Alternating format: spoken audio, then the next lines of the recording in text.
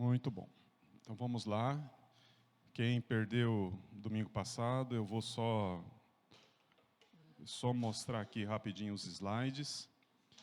Se isso interessar você, vai lá na gravação que o Alexandre passa para vocês toda semana e tenha coragem de ouvir o que a gente passou aqui, o que a gente compartilhou. Quem é que morre de amor por Jesus? Quem morre de amor por Jesus? Quantos aqui desta manhã são capazes de morrer por amor a Jesus? Segundo pensamento, pessoas normalmente, não é regra, mas normalmente elas morrem por aquilo que elas vivem. Aquilo que é o seu viver vai levar elas a morrerem. A palavra compartilhada da Bíblia, João capítulo 12, quando Jesus compartilhou alguma coisa a respeito da sua maturidade. Eu chamei a atenção de quem estava aqui para esse detalhe aqui. Depois que ouviram Deus falando com ele, pessoas acharam que era um trovão, outros acharam que era um anjo. E Jesus disse: vocês ouviram isso? Essa voz veio por causa de vocês e não por minha causa. Então, se você quer saber realmente o que é isso daí, vai lá na gravação de domingo passado. Eu compartilhei com vocês também, Atos capítulo 7, a morte de Estevão, um dos homens maduros da igreja, relatado na Bíblia. Quando a gente estava falando sobre maturidade, citando Estevão, tinha um homem chamado Saulo, que mais tarde é conhecido por Paulo. Saulo, até então, era o perseguidor da igreja, perseguidor de Jesus Cristo. E ele tem um encontro com Jesus, que está ali, no outro slide, e nesse encontro com Jesus, ele não sabe quem é Jesus, ele pergunta, e Jesus respondeu: eu sou Jesus a quem tu persegues. Na verdade, ele não estava entendendo que quando ele persegue a igreja, ele persegue o próprio Jesus. Eu não passei para vocês esse slide aí que eu fiquei devendo, esse é o último, só para mostrar que os anos se passam. Os anos se passam. Aquele Saulo se torna o último dos apóstolos de Jesus. Na lista dos 12 apóstolos, Judas Iscariotes saiu. Os discípulos, lá em Atos capítulo 1, os discípulos acharam que precisava colocar uma pessoa no lugar, e aí eles escolheram um chamado Matias, para completar o grupo dos 12 apóstolos. Acontece que, por alguma razão, Matias ele não aparece mais na história da Bíblia. E Paulo, o Saulo, é convertido por Jesus, ele acaba sendo o 12º apóstolo. Ele próprio, referindo-se a ele, diz: eu sou aquele que veio fora de tempo. O último dos apóstolos. E na conversão dele, na história dele, vocês vão ver a referência que ele faz sobre o chamado de Deus à vida dele. Então, quando se fala de martírio, lá está Paulo junto com os apóstolos, e lá em Gálatas capítulo 2, 22, ele coloca assim: fui crucificado com Cristo. Assim, já não sou eu quem vive, mas Cristo vive em mim. A vida que agora vivo no corpo, vivo-a na fé do Filho de Deus, que me amou e se entregou por mim. Isso já caminhando para o final da vida dele, ele é aquela pessoa, antes perseguidor dos cristãos, perseguidor de Cristo. Ele vai ser perseguido. Agora, no outro lado, como cristão, ele vai ser perseguido. Ele vai sofrer todos os tipos de oposições. Ele vai sofrer violência no próprio corpo. Ele vai sofrer assédio, ameaças de autoridades e tantas outras coisas. Mas ele não, nenhuma vez, ele reclama, ele murmura desse seu viver. Pelo contrário, quando está terminando a sua vida, quando ele escreve aos Gálatas, ele vai colocar assim: já morri, estou crucificado com Cristo. Ou seja, Paulo é um exemplo que serve para todos nós de maturidade. Porque quando lá atrás ele decide que ele vai perseguir os cristãos, achando que os cristãos eram opositores, eram ameaça ao judaísmo, ele diz assim: eu persegui aos cristãos no zelo da minha religião antiga. Na religião dele, judaísmo, na mentalidade dele, assim, eu tenho que preservar aquilo que é tradição do meu povo, nem que seja na espada ou pela espada. Por isso ele perseguiu. Ele não era um homem mau. Ele era um homem rude, duro, mas ele não era mau caráter. Ele entendia que a religião dele deveria ser preservada. E esse grupo que saiu aí, chamado cristãos, é um grupo que está ameaçando. Daí a perseguição. Quando ele entende, quando ele tem a sua mente transformada, quando ele é convertido por Jesus, quando a luz do Evangelho entra na mente dele, as coisas mudam completamente. Então você abre a sua Bíblia e você encontra lá uma série de cartas apostólicas, cartas de Paulo à igreja, instruindo, porque ele teve da parte de Deus um ministério diferente dos outros apóstolos. E ele se torna então um mártir. Aqui eu só coloquei uma observação, que ninguém tem certeza de como ele morreu, mas a tradição diz que ele foi martirizado em Roma, aí pelo ano 60 depois de Cristo. E aí eu finalizo o que eu havia compartilhado na semana passada. Hoje eu quero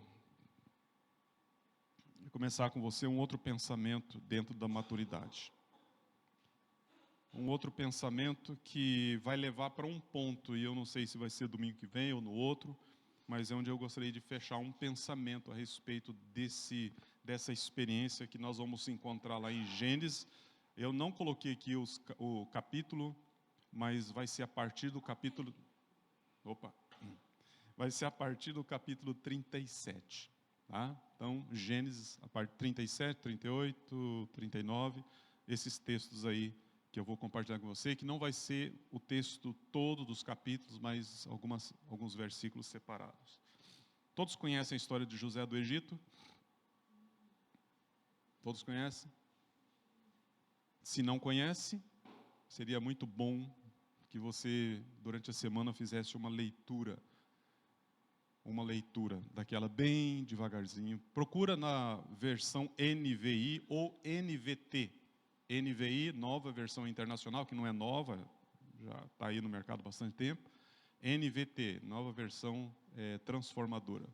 A linguagem, na língua portuguesa, ajuda bastante. Se você tem naquelas Bíblias antigas, né, aí você quase precisa de um dicionário do lado, né, para poder entender algumas palavras. Eu não sei se você é daqueles que acha que a Bíblia é um livro difícil. Eu descobri assim, para uma criança que está lendo a Bíblia, é difícil porque não tem figura, certo? É difícil porque as letras são aquelas letrinhas gráficas, as mais antigas, né?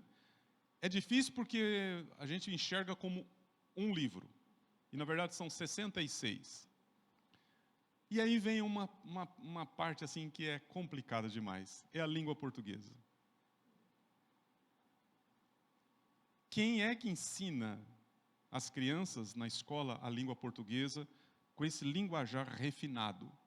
Porque a língua portuguesa é uma das línguas mais bonitas da terra. Rica. Rica, gente.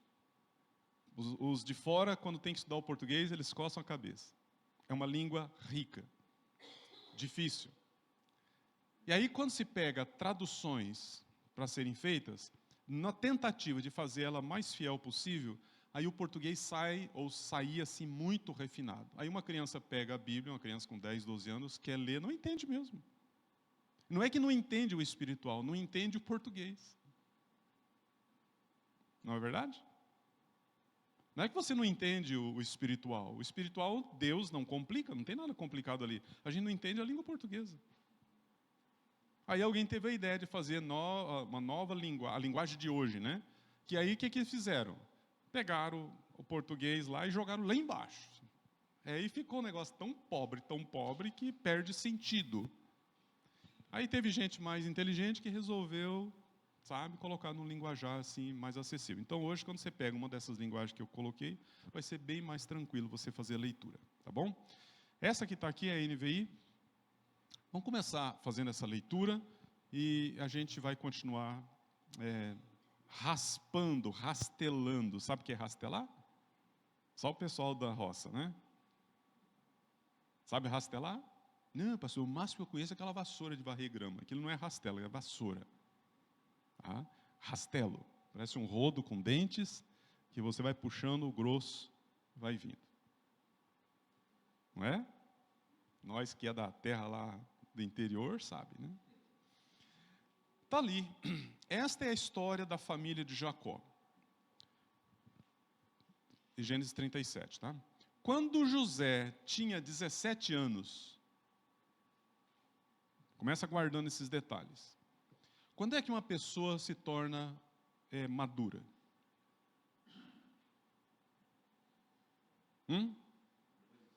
Depois dos 30?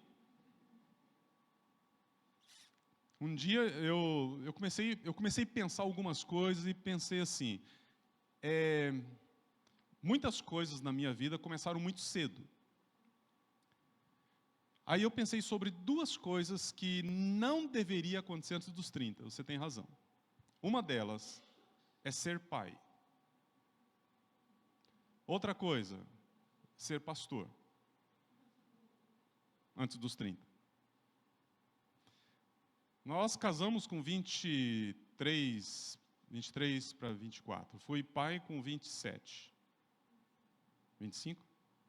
Como é que você sabe? Não estava lá.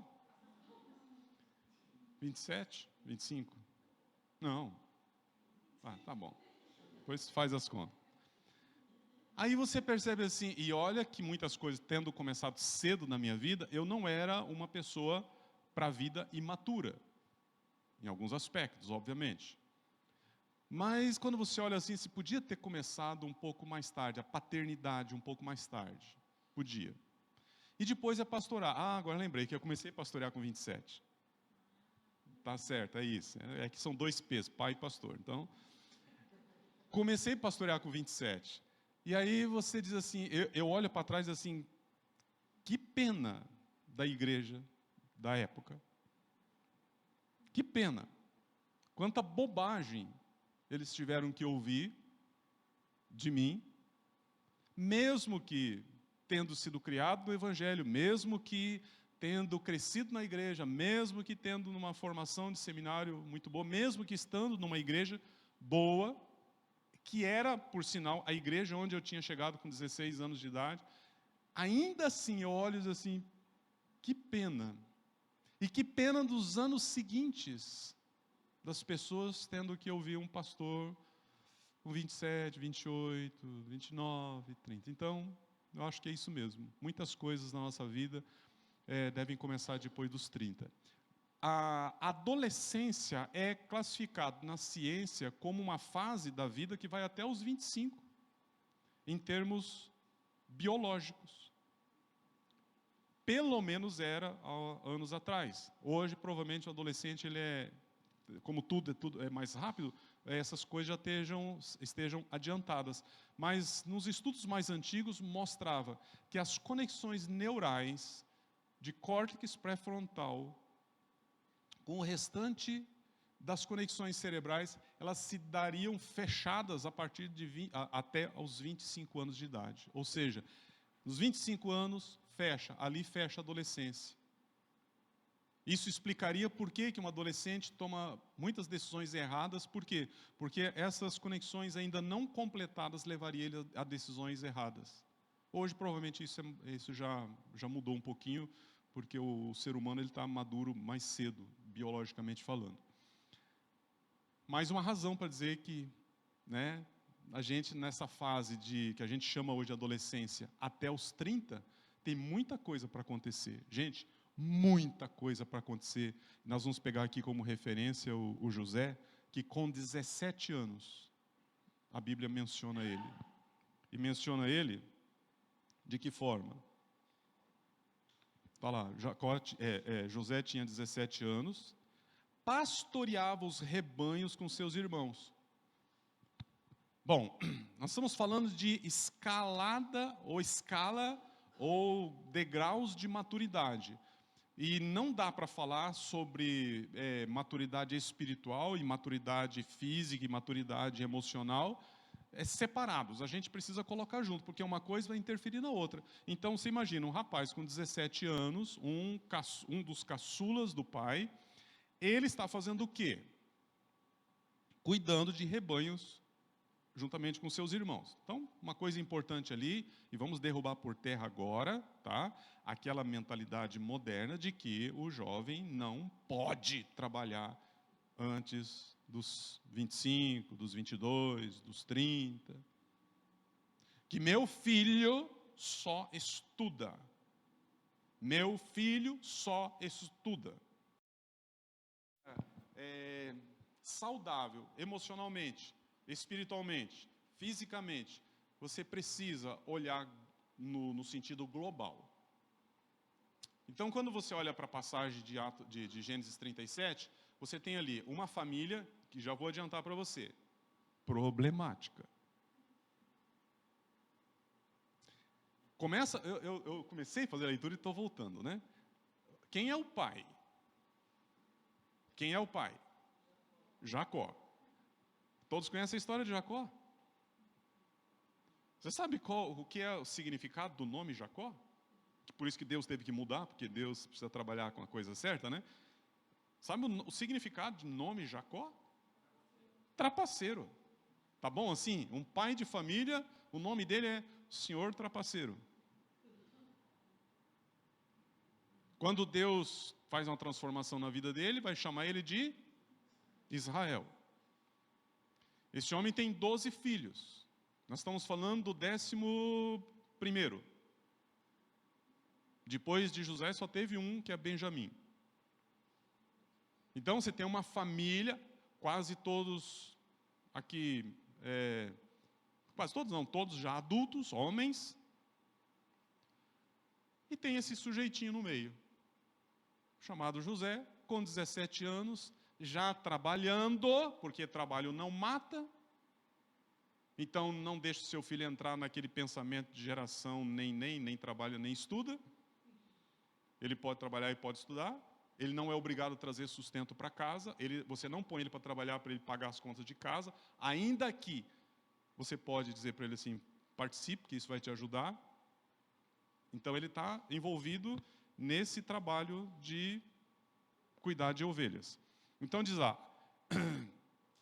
quando José tinha 17 anos, pastoreava os rebanhos com seus irmãos. Ajudava os filhos de Bila e os filhos de Zilpa, mulheres de seu pai, e contava ao pai a má fama deles. Olha a encrenca aí. Veja, Jacó tinha mais de uma mulher. Não se anima, homens, isso era coisa da época. Tá? Tinha meio irmãos aqui. E quando José voltava para casa, dedo duro, o que ele fazia? Entregava os seus irmãos, contava para o pai, fofocava para o pai os feitos, mal feitos dos seus irmãos. Então vamos lá, vamos entender isso aqui. Quando se está pensando em amadurecimento, o menino aqui com 17 anos, ele enxerga uma situação que ela tem dois lados. Primeiro, seus irmãos aprontam. Eles têm problemas sérios. E vocês conhecem a história lá na frente, vai dizer assim, e é mesmo.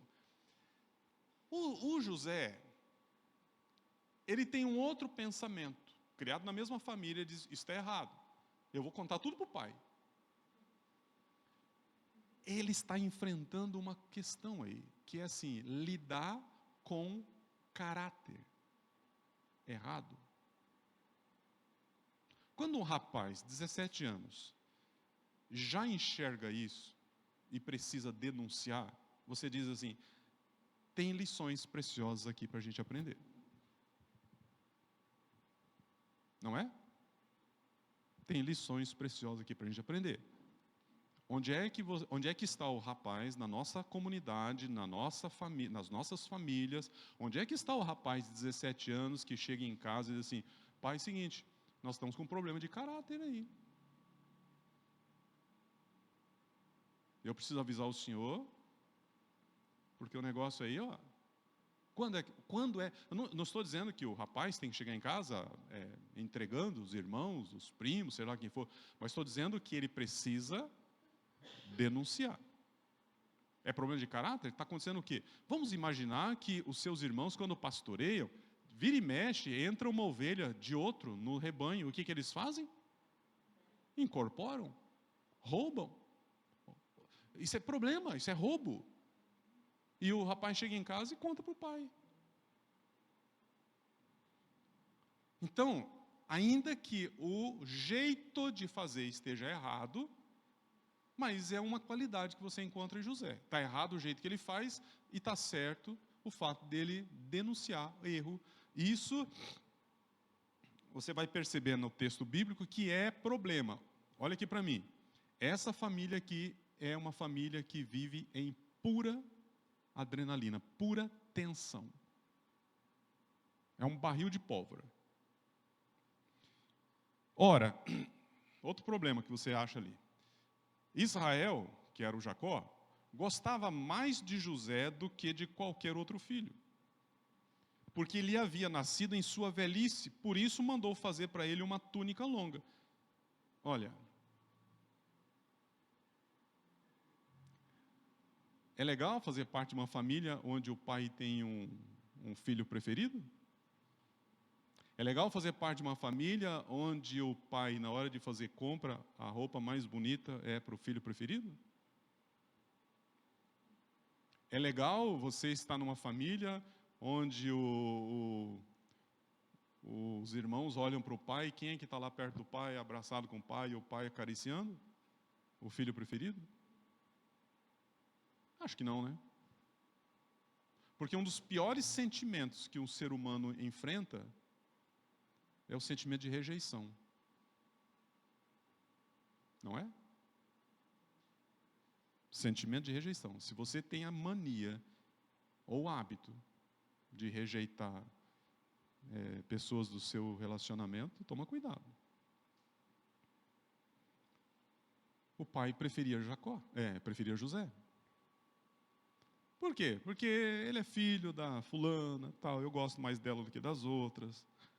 Quando seus irmãos, diz ali o texto, quando seus irmãos viram que o pai gostava mais dele do que de qualquer outro filho, odiaram-no e não conseguiam falar com ele amigavelmente.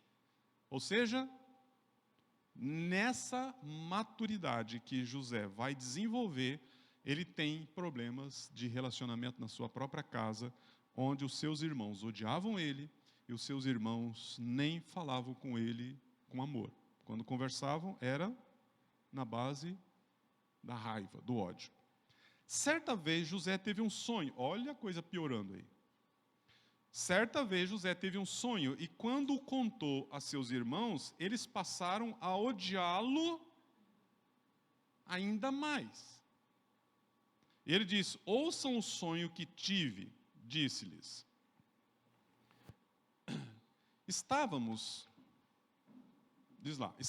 amarrando os feixes de trigo no campo, quando o meu feixe se levantou e ficou em pé, e os seus feixes se ajuntaram ao redor do meu e se curvaram diante dele.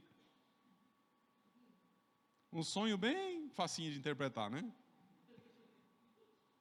Olha, nós estávamos amarrando o trigo. Cada um tinha feito um feixe. O meu ficou em pé. O meu ficou em pé. E olha o que aconteceu no seguinte. O de vocês correram para o meu e se curvaram. Seus irmãos lhe disseram: então você vai reinar sobre nós? Mal sabiam eles que estavam profetizando, né? Quer dizer que você vai governar sobre nós? E aí, olha a palavra de novo. E o odiaram ainda mais por causa do sonho e do que tinha dito. Depois teve outro sonho.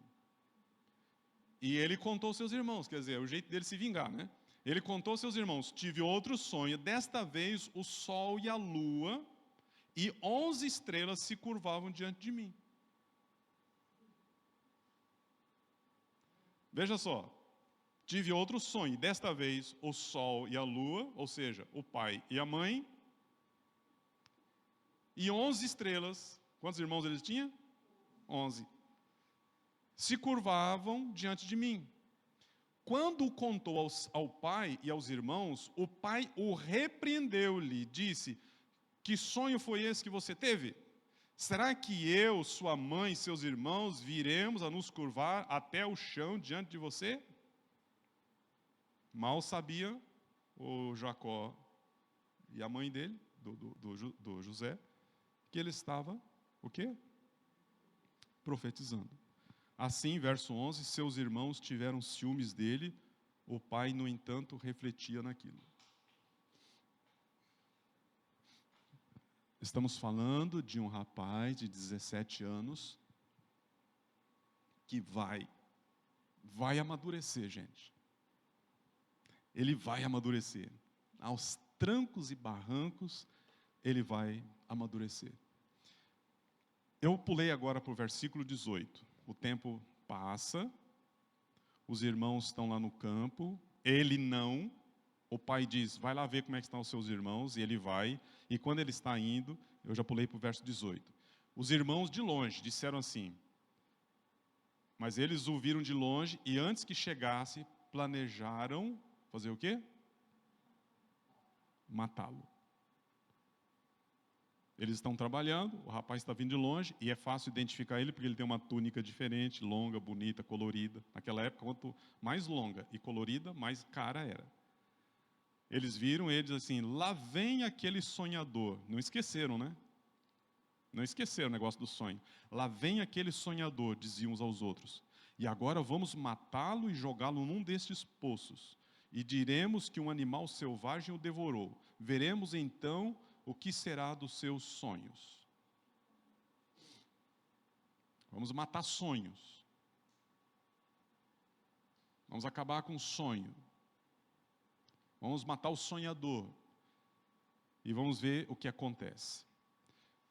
Pulando para o verso 23, chegando José, seus irmãos lhe arrancaram uma túnica longa, agarraram-no e o jogaram no poço, que estava vazio e sem água. Ao se assentarem para comer, viram ao longe uma caravana de ismaelitas que vinha de Gileade. Seus camelos estavam carregados de especiarias, bálsamo e mirra, que eles levavam para o Egito. Então, o negócio ficou fácil agora. A gente joga ele no buraco e a gente pensa o que fazer. Eu acho muito legal isso.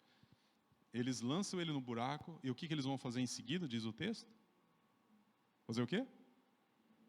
Hã?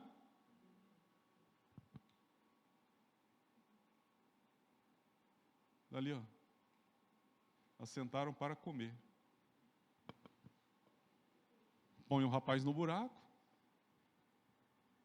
E aí cada um abre a sua marmita. E vamos comer. Imagina o cheirinho da marmita, o pessoal esquentando marmita ali naquela latinha, né? Subindo o cheirinho e o José no buraco.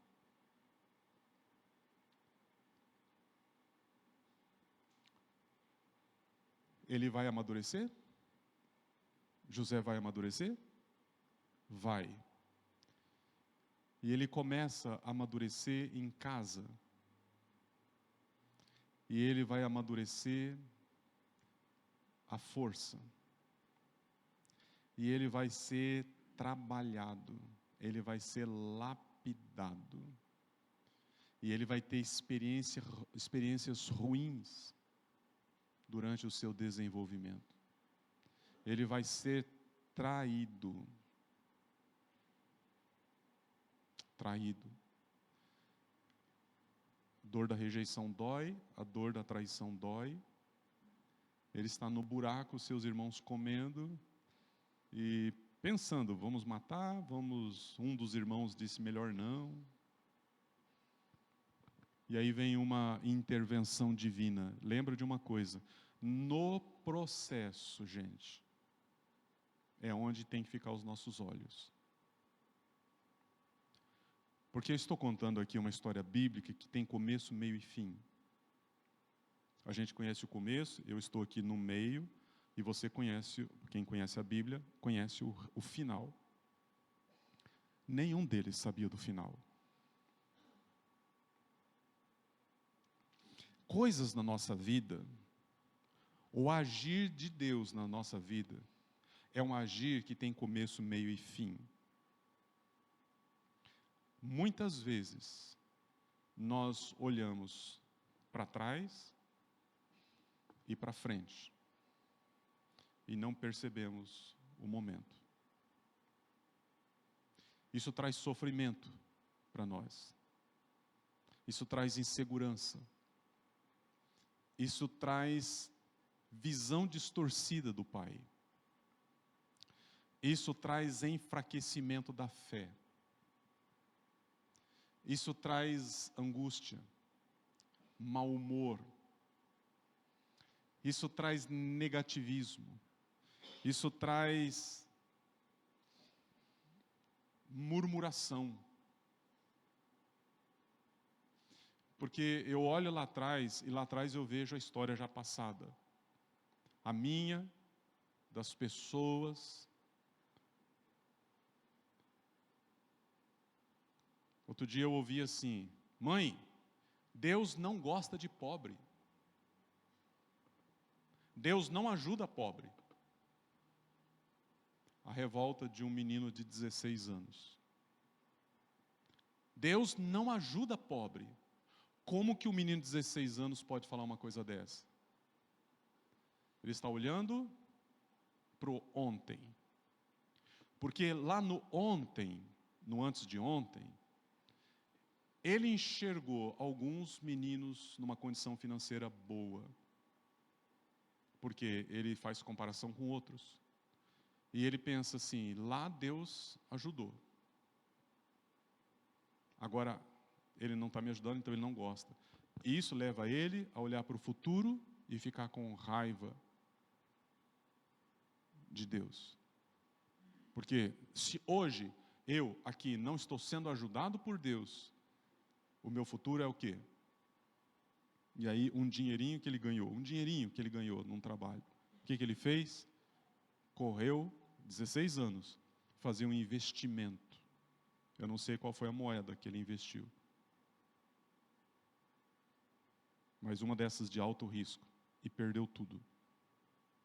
Aí reforçou para ele assim, Deus não gosta de pobre. Ele não ajuda pobre.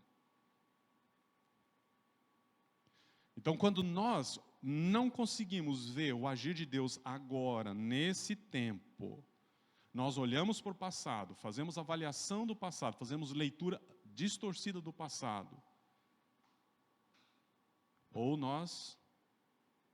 Lembra? Eu sempre repito isso para você. Na verdade, eu faço sempre esse gesto, eu não sei quem está olhando, qual lado que é futuro, qual lado que é passado. Passado, futuro, é isso?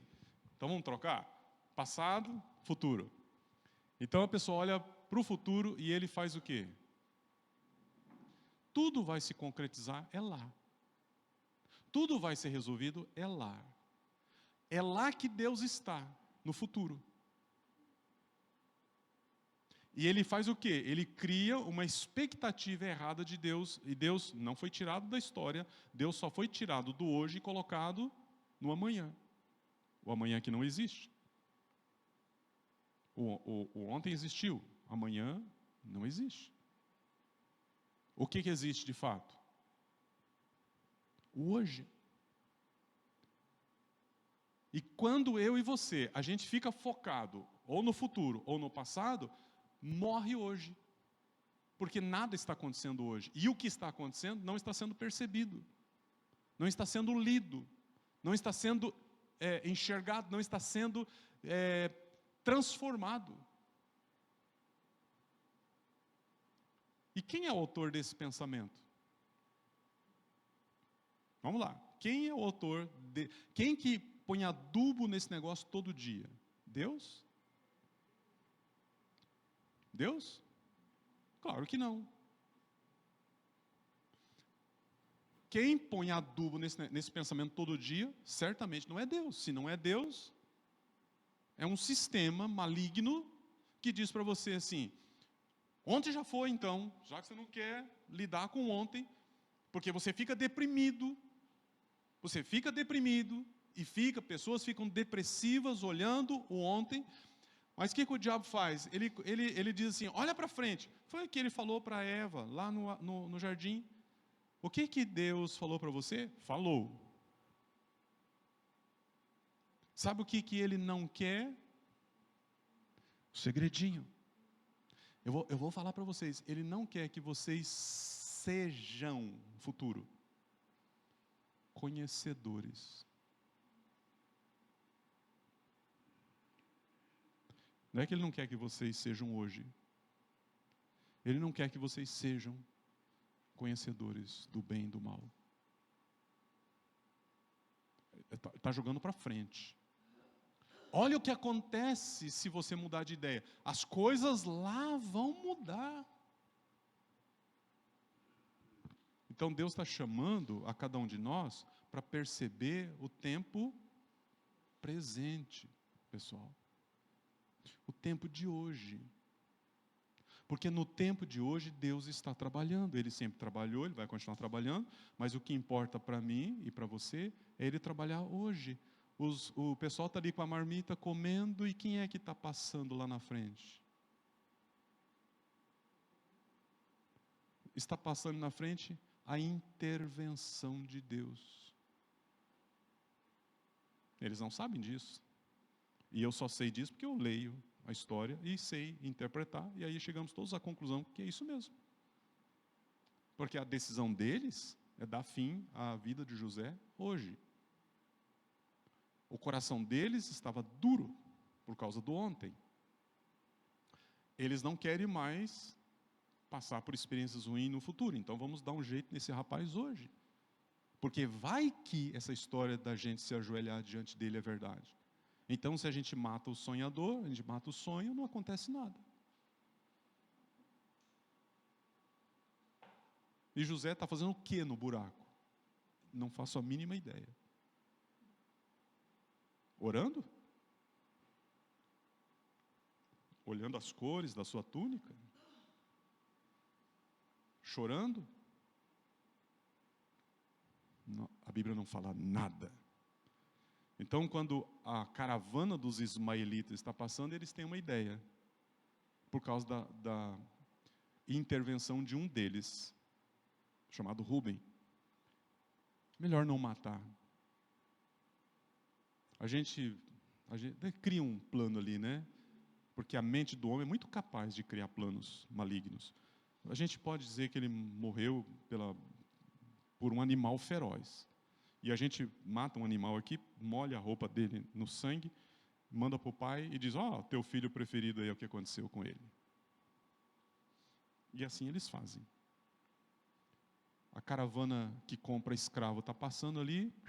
Ei, quanto você dá por esse escravo aqui?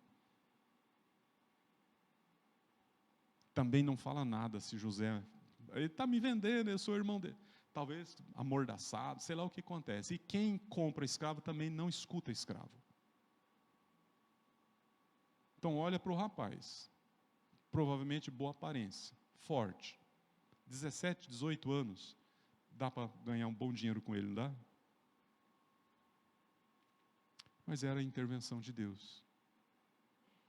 E José é levado como escravo. No processo, para aquilo que Deus vai fazer amanhã, Ele está nos preparando hoje. Amém? Você não precisa ficar preocupado com o dia de amanhã. O dia de amanhã pertence a Ele, o Eterno.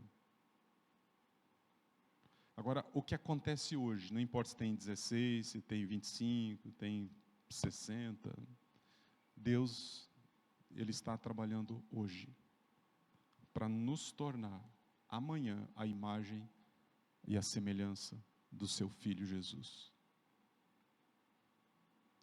Todos nós teremos a cara de Jesus chegando no céu, porque isso é plano de Deus. Todos nós, não estou dizendo a cara fisicamente, o caráter, as virtudes de Jesus. E às vezes isso dói, crescimento dói, crescer dói. Lutas que a gente enfrenta aqui, não é para serem elementos para pôr no prato e amaldiçoar. As frustrações, as dificuldades, olha aqui pessoal, eu falei no começo do ano, durante 2 meses ou 3 meses, os ventos contrários.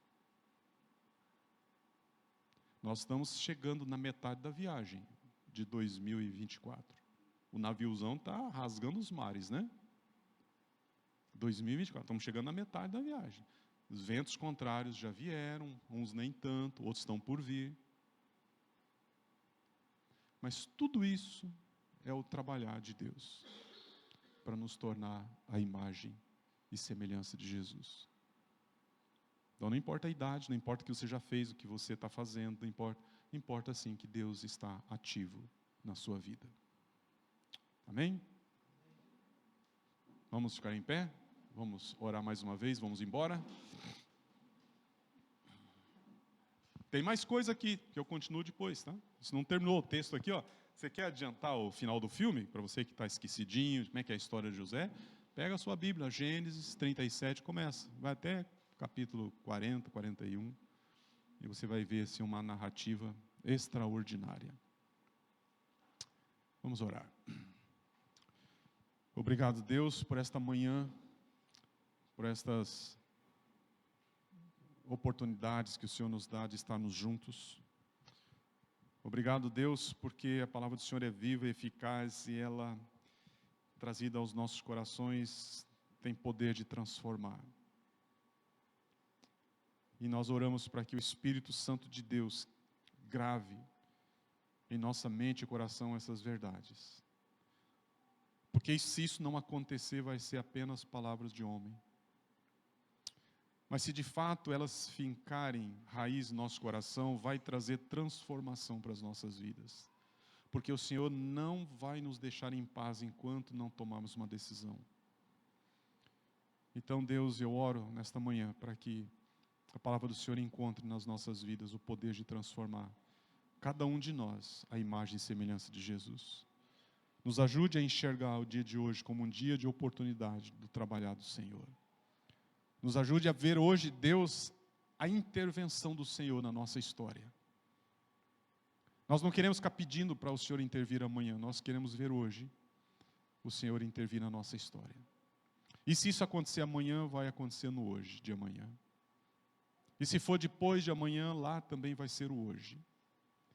Mas que tenhamos a percepção, a sensibilidade de te enxergar, de enxergar o Senhor agindo. Assim nós oramos, nós te pedimos, nós suplicamos em nome de Jesus. Amém. Amém. Vão em paz, Deus abençoe vocês.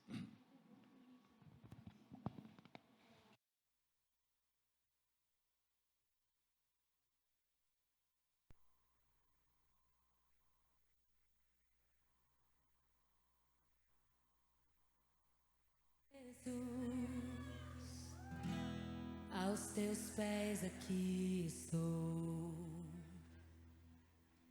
O que eu poderia te oferecer por tudo que tu és? Tudo que tenho eu derramo aos teus pés. Não importa